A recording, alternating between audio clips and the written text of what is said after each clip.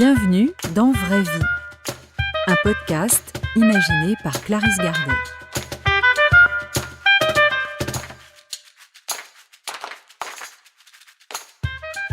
On croit souvent très bien savoir ce que ressentent les autres, ce qu'ils pensent, ce dont ils ont envie ou besoin, particulièrement ceux qui sont dans les situations difficiles ou qui traversent une épreuve comme la maladie, le handicap, la séparation.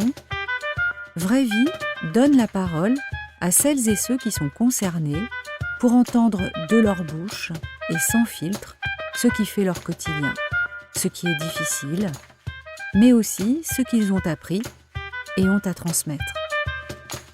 Vous écoutez Intelligence de la différence, un épisode où je m'entretiens avec Élie.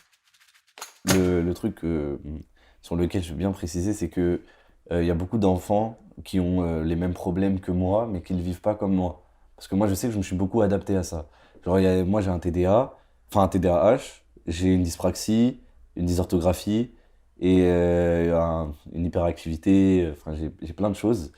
Et genre, je le sais parce que je connais ma liste de problèmes. Et quand j'étais petit, ça se remarquait beaucoup. Genre, j'étais à 2 minutes de chez moi, j'étais perdu. Puis moi, j'ai grandi avec ça et je me suis jamais replié sur mon sort. Jamais dit oui, j'ai un handicap. Du coup, voilà, moi, je l'ai toujours vu différemment. Je me suis dit, bah, j'ai peut-être un handicap, mais moi, je suis différent. Il y a des trucs positifs. Donc moi, ça m'a jamais, je me suis jamais senti moins adapté que les autres ou moins performant que les autres. J'ai toujours compensé. J'ai jamais dit que j'étais plus nul que les autres. Au moment de notre entretien, Élie a 18 ans. Il se prépare à passer le bac après un parcours scolaire compliqué. Son témoignage met en lumière toute l'énergie qu'il a fallu déployer autour des résultats scolaires. La sienne, mais aussi celle de ses parents, de ses enseignants, de tous ceux qui l'ont soutenu, pour se conformer à un système éducatif dans lequel il n'y a pas ou trop peu de place pour épanouir son originalité et sa créativité. Mais revenons au début de l'histoire. Je pense que pour mes parents, ça a commencé quand je suis passé en primaire. Et en fait, on a tout de suite vu que j'avais des troubles parce que bah, déjà, j'étais hyperactif. Ça veut dire que vraiment, j'avais des problèmes pour me calmer, pour me canaliser. J'avais un comportement, vraiment un trouble du comportement que mes parents ont tout de suite vu quand j'ai commencé à avoir 10 ans. Enfin non, quand j'ai commencé à avoir 6-7 ans, je pense. Et ça, ils l'ont tout de suite vu. Ça se manifestait comment? Bah, ça se manifestait dans le sens où j'avais énormément de mal à dormir, parce que bah, quand tu es hyperactif, tu as du mal à dormir. J'avais tout le temps besoin d'avoir quelque chose dans la main, je faisais tout le temps des trucs comme ça, que je fais tout le temps Avec d'ailleurs. la cuisse? Oui, avec la cuisse, voilà, je bougeais tout le temps ma jambe, quoi. Et du coup, mes parents, ils ont vu qu'à ce niveau-là, bah, il y avait un problème au niveau du comportement. Après, la dyslexie, ça, ils l'ont vu parce que bah, et je me prenais des -30, des -40 en dictée. Je tenais mon stylo, je pourrais pas l'expliquer, mais je tenais mon stylo avec tous les doigts. C'est-à-dire que moi, quand je tiens un stylo, et je le tiens toujours comme ça, je le tiens comme ça, j'arrive pas à faire autrement. Et j'avais énormément de mal à écrire. Avec Ça veut tous dire les que. doigts. Ouais, avec tous les doigts, c'est ça. Et j'avais énormément de mal à écrire. Donc quand j'écrivais, bah, je sais pas pourquoi, j'ai retrouvé des feuilles de ce que j'écrivais avant, mais par exemple, je pouvais écrire la première ligne en très très gros. Puis la deuxième ligne en tout petit parce que je sais pas, ça m'amusait, vraiment je sais pas, mais j'avais vraiment du mal à écrire et du coup je trouvais un moyen de un peu m'amuser en écrivant, mais je sais que je me fatiguais énormément le poignet, mon écriture elle était illisible et bah, j'avais des -30, -40 en dictée, donc niveau faute d'orthographe et tout, bah, ils ont tout de suite vu que là bah, c'était pas normal. Puis au niveau de ma dyspraxie, donc c'est un trouble qui fait que tu peux te perdre dans le temps, dans l'espace, donc tu as du mal à te retrouver. Et bon, bah ça, ils l'ont vu très très vite quand j'arrivais pas à rentrer à l'école tout seul, quoi. C'est-à-dire que mon école était à 2 minutes de chez moi. Déjà, je pensais qu'elle était, c'est bête, hein, mais je pensais que si j'y allais à pied, j'avais 25 minutes de marche, alors qu'elle était vraiment à 2 minutes de chez moi. Et mes amis me raccompagnaient chez moi parce que je savais pas où j'habitais. Donc ça, ils ont très vite vu que j'avais un problème. Et puis, le TDAH, ça a été diagnostiqué quand ils ont commencé à s'adapter à mes problèmes. Donc, j'ai vu une ergothérapeute, puis j'ai vu toute une liste de gens. Donc, j'ai vu un psy, J'ai vu un autre psy, mais c'était différent. Il était spécialisé justement dans les gens qui avaient des troubles. Le TDAH, trouble du déficit de l'attention avec hyperactivité, est diagnostiqué. Le TDAH, ça a vraiment été mis par rapport aux gens qui m'ont diagnostiqué, qui m'ont vu, qui ont fait des entretiens avec moi, qui ont décrypté que j'avais un TDAH. Et donc, tu peux donner la traduction? Du TDAH, je sais pas. Je vous jure que je sais pas. D'accord, tu sais pas traduire. Non, Mais comment tu l'expliquerais à quelqu'un qui sait pas ce que c'est? Le TDAH? Bah, alors, moi, par exemple, enfin, moi, en tout cas, je le ressens comme ça, parce qu'on m'a toujours dit que j'avais un TDAH, et moi, justement, le problème que j'avais jusqu'à il y a pas longtemps, c'est que je me suis jamais intéressé à mes problèmes. C'est que vraiment, pour moi, je n'aimais pas voir un ergothérapeute. Mes parents me faisaient voir un ergothérapeute, j'aimais pas. Je voyais un psy, j'aimais pas du tout. On me disait que j'avais des problèmes, que j'avais besoin d'adaptation, que j'avais besoin d'un ordinateur à l'école, j'aimais pas du tout. Je prenais jamais mon ordinateur à l'école. Pour moi, j'étais comme tout le monde. C'est-à-dire qu'il fallait pas me dire, Ellie, t'as des problèmes parce que j'en avais pas. C'est vraiment, pour moi, dans ma tête, j'avais pas de problème. Donc, en fait, je voyais juste ça comme une différence, mais pas du tout comme un point négatif. Vraiment, absolument pas. C'est-à-dire que j'ai jamais calculé le fait que j'avais des problèmes. Et je pense que c'est pour ça que je me suis très bien adapté. Ça doit faire, ça doit être une des raisons parce que j'ai vu des gens, en tout cas récemment, qui m'ont fait un bilan d'orthophonie. J'ai vu une orthophoniste qui m'a suivi pendant, je crois que c'était de ma CM1 à ma quatrième ou cinquième, je crois.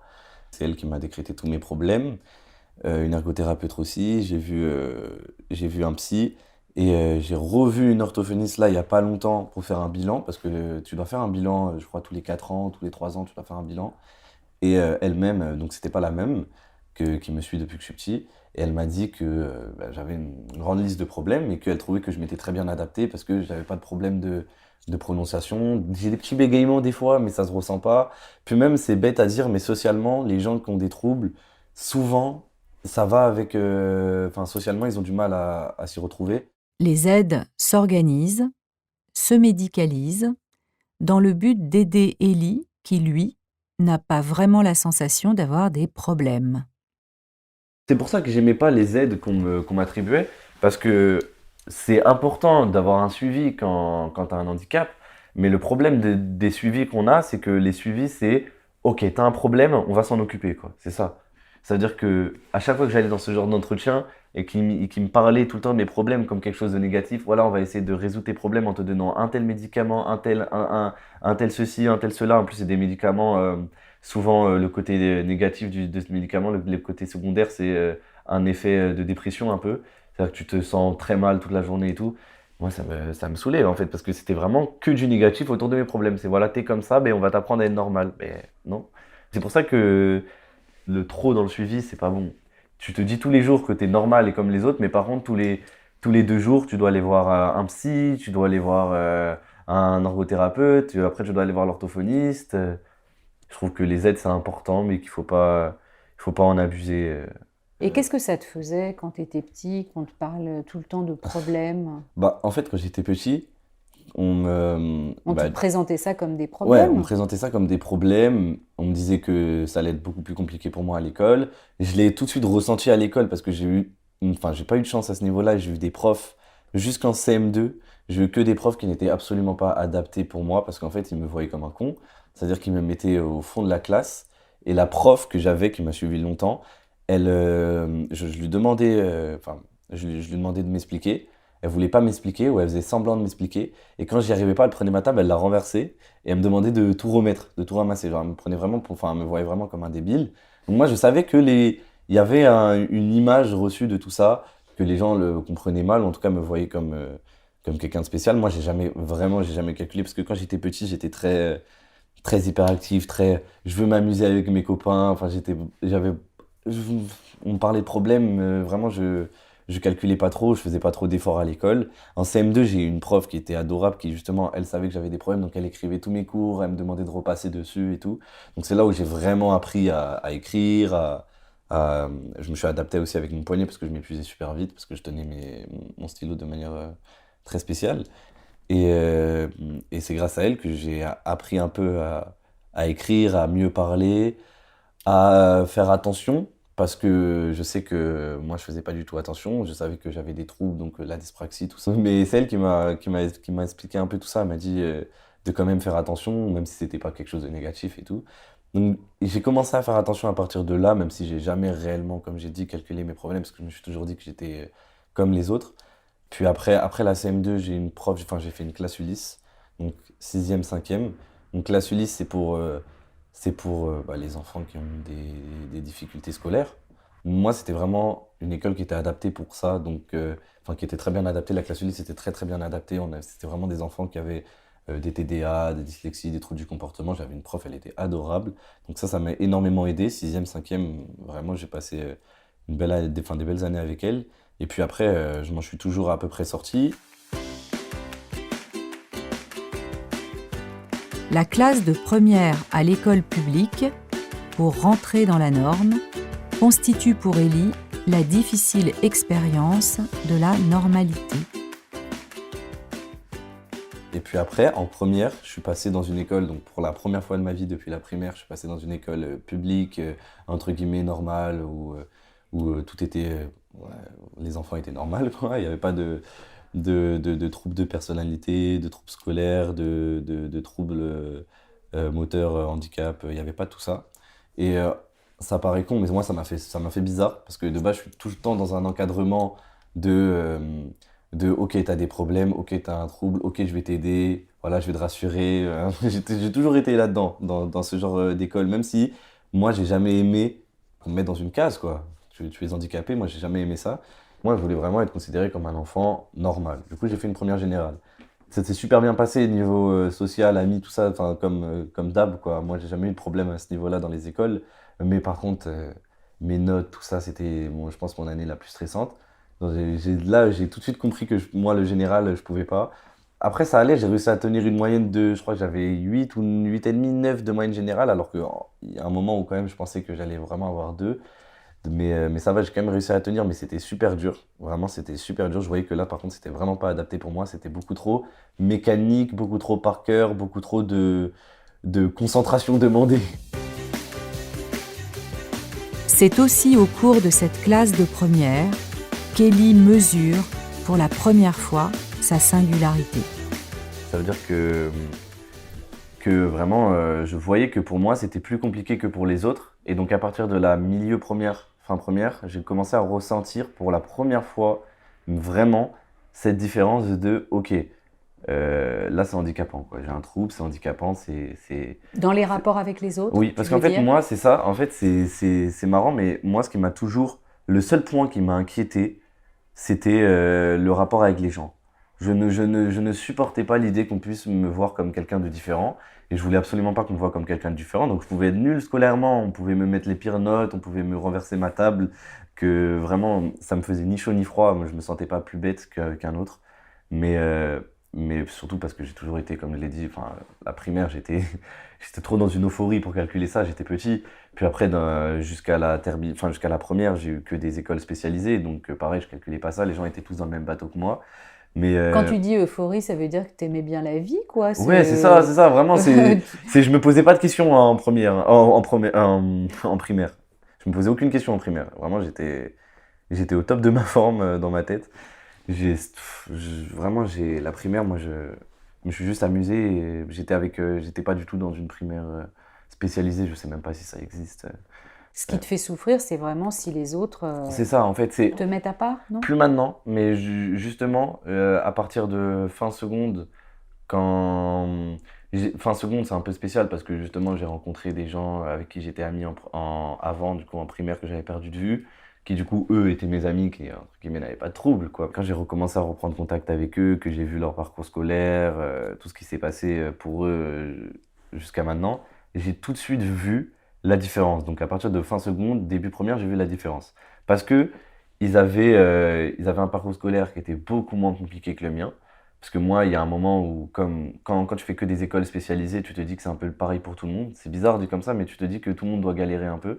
Alors que là, j'ai vraiment vu que pour eux, c'était beaucoup plus simple. Ils ont tous fait la même école. Ils ont tous eu des bonnes notes, entre guillemets. Ça n'a pas été compliqué pour eux. Il n'y en a aucun qui m'a dit « Ah ouais, moi, l'école, ça me saoule de fou. » Non, ils me disaient plutôt que bon, c'était chiant parce que c'était l'école, quoi. Mais c'était pas, ils n'avaient pas cette peur que moi j'avais tout le temps quand j'allais en cours. Et donc là, j'ai vu vraiment la différence. J'ai compris. Et moi, ça m'a fait ça m'a fait un peu bizarre. Et j'avais peur que les gens, par rapport à ça, me voient différemment. Moi, je voulais vraiment pas qu'on me voie comme quelqu'un de différent. Et quand je suis rentré en première, du coup, et que j'ai vu vraiment, parce que du coup, en vrai, c'est par rapport à la seconde que j'ai vraiment voulu faire une première générale pour me tester, en fait, pour me dire non, je suis comme tout le monde. Et là, j'ai vu que, bah, du coup, non, j'étais pas comme tout le monde au niveau scolaire. Je l'ai très bien vu. Au début, ça m'a fait bizarre, j'ai pris du temps à l'accepter. Puis, puis après, j'ai compris, j'avais peur, vraiment jusqu'à la terminale, j'avais peur que socialement les gens me mettent un peu à part, me voient différemment, mais je me suis toujours battu contre ça. Parce que j'ai forcément reçu des remarques, des gens qui essaient je sais pas, je sais pas comment expliquer, mais quand tu es nouveau et que en plus tu as des troubles, que tu es différent, que tu es classé entre guillemets différent, les gens ils vont vouloir te tester, voir commenter, tout ça. Et je l'ai tout de suite ressenti. Après, moi, justement, à ce niveau-là, comme je l'avais dit, j'avais aucun problème. Donc, j'ai fait comprendre aux gens clairement que j'étais comme tout le monde, quoi. Et bon, les gens l'ont très bien compris. Moi, j'avais peur, comme je le dis, du coup, quand même, malgré ça, même si les gens, même si t'es très bien entouré, très bien adapté, t'as peur quand même que les gens, d'un petit œil derrière, au fond de leur tête, ils se disent, ouais, non, mais lui, il est bizarre quand même parce qu'il est ceci, cela. Et donc, c'est en année de terminale où j'ai vraiment arrêter de me dire que j'étais différent, que j'étais pas comme Ouais. un tel, pas comme ceci, que les gens pouvaient me voir en tout cas différemment. C'est à partir de ce moment-là où vraiment je me suis dit, bon voilà, ça y est, on s'en fout. Et Mais c'est une sacrée maturité. oui, bah, en vrai, comme je l'ai dit, je me suis jamais réellement senti différent. On me l'a toujours fait sentir. Moi, je me suis jamais considéré comme différent.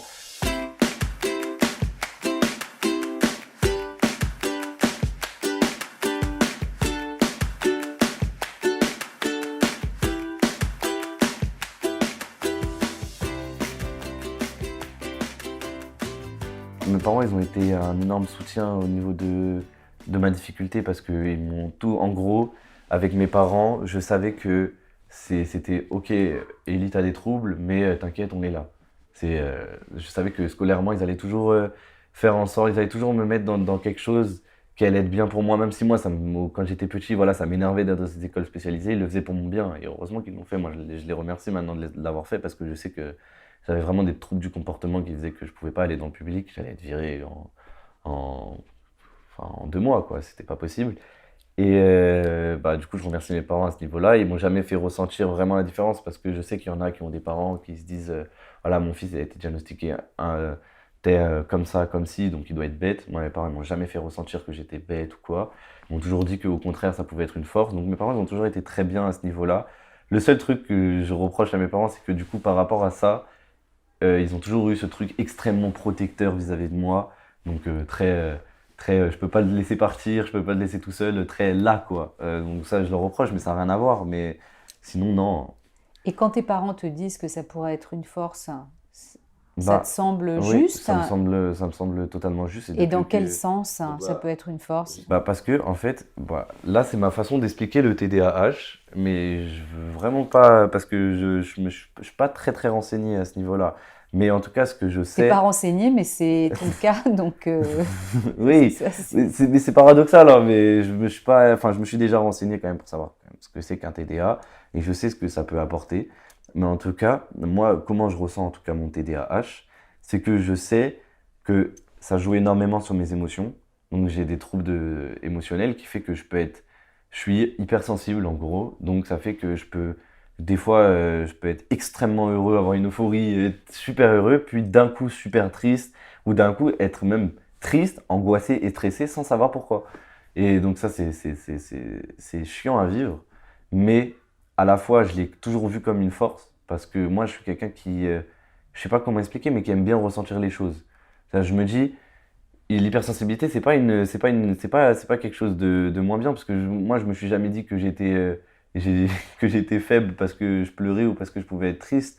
Au contraire, enfin, moi, au contraire, enfin, ça fait du bien de pleurer en soi. Donc voilà, comme j'ai dit, l'hypersensibilité. Puis aussi, je peux me perdre beaucoup dans ce que je dis ou ce que je fais. Donc je peux d'un coup, par exemple, boire de l'eau et sans faire exprès avoir un moment d'inattention où je vais être vraiment dans un autre vraiment dans un autre monde, vraiment je vais oublier que j'existe, quoi, limite, et faire tomber tout mon verre sur moi, quoi. C'est vraiment, c'est des petits moments comme ça. Et après, je me rappelle, enfin, j'en rigole, limite, mais voilà, j'ai ce côté très dans la lune. Et aussi, ce que je ressens beaucoup avec mon TDAH, c'est que j'ai une hyper réflexion. Donc ça, c'est vraiment, là, c'est vraiment dans les sujets du TDAH. C'est ce que ça apporte. Et donc, ça fait que, par exemple, mon cerveau, il s'arrête rarement de réfléchir, qui fait que je réfléchis tout le temps. Et c'est très handicapant, en fait, parce que c'est quand tu as envie de dormir, tu n'y arrives pas, donc tu es très insomniaque. Donc moi, je me suis jamais couché à 22h, 23h, je me couchais toujours à 2h, 3h du matin parce que j'arrivais pas à dormir. J'ai pris plein de médicaments pour ça, donc que ça soit pour mieux dormir ou pour mieux me concentrer. Mais ça n'a jamais bien fonctionné. Là, actuellement, j'ai un médicament pour dormir, ça fonctionne bien, mais avant, ça ne fonctionnait pas. Et donc voilà, donc j'ai cette hyper réflexion qui fait que je réfléchis tout le temps, j'ai du mal à arrêter de réfléchir, j'ai du mal à me dire, ok, voilà, là je mets un point, j'y repense plus tard, non ça j'y arrive pas. Si j'ai pas fini de réfléchir au truc auquel je pensais, je peux pas arrêter, donc ça c'est très handicapant. C'est mon hyper réflexion qui fait que des fois tu as envie d'arrêter de penser à certaines choses, tu n'y arrives pas. Quand tu butes sur un truc, tu butes pendant des heures. Donc ça, Et je sais c'est quoi ce qui donne de la force? ben, en fait, c'est La bizarre, force. c'est bizarre à dire, mais justement, moi, je préfère expliquer mes problèmes du TDA justement pour Ouais. parler de la force après, parce que par rapport à mon hyper-réflexion, je vois des choses très négatives comme je vois des choses très positives. Moi, je sais que quand je fais quelque chose que j'aime, parce que voilà, j'ai des énormes problèmes de concentration, qui fait que quand on me dit, donc comme à l'école, de faire ci, faire ça et que ça m'intéresse pas, mon cerveau, il n'arrive pas à s'y intéresser. On peut pas me forcer à m'intéresser à quelque chose, j'y arrive pas. Donc, je dois trouver quelque chose qui m'intéresse là-dedans, un minimum, un truc, sinon je vais pas réussir à travailler. Mais quand je fais quelque chose qui m'intéresse, je suis extrêmement productif. Pareil sur les émotions, comme je l'ai dit sur l'hypersensibilité, moi je suis quelqu'un qui n'a pas de problème à ressentir les choses pleinement, parce que je préfère ressentir les choses pleinement. Je sais pas comment expliquer, je vais être heureux, je vais être très heureux, je vais être triste, je vais être très triste, mais au moins je suis humain. Je pourrais pas mieux l'expliquer. Pour terminer, je lui demande quels seraient ses conseils à un petit qui commencerait un parcours semblable au sien. Moi, je lui dirais déjà de ne pas s'inquiéter, de pas du tout se focaliser sur ses problèmes, de se dire qu'il est complètement normal parce que il est complètement normal. Et que s'il y a des gens qui parlent de ses problèmes, qui lui disent que il est comme ci, il est comme ça, qu'il les écoute pas, qu'il les calcule pas, l'ignorance est la meilleure des combats de toute façon. Et puis de se dire aussi, vraiment de le voir comme une force, de se dire, t'es différent, tu vois. C'est stylé d'être différent. Voilà, c'est ça, il faut se dire que t'as une petite différence que les autres ils ont pas et que peut-être que c'est négatif pour le moment parce que voilà, t'es jeune, t'es à l'école et que là, dans tout ce qui t'entoure, tes troubles ils vont pas forcément être positifs pour toi parce que t'es dans un environnement où justement tes troubles vont t'handicaper. Parce que en fait c'est ça, moi je vois plutôt comme ça. Le TDA, la dyslexie, tout ça, c'est pas un handicap, c'est un trouble donc qui fait que tu es différent des personnes normales, entre guillemets, mais juste différent de la masse. Et en fait, ça peut être totalement positif, c'est juste qu'à l'école, bien sûr que c'est négatif. Et puis, je sais pas, le petit côté de se dire que on t'a calé dans cette case voilà, t'as des troubles, tu peux le voir différemment. Moi, je le voyais plutôt dans le sens, voilà, je suis pas comme les autres, je suis unique, mais j'ai ma petite différence, quoi. Et ça me faisait plaisir, quoi, d'avoir ma petite différence, ça me fait plaisir, c'est cool.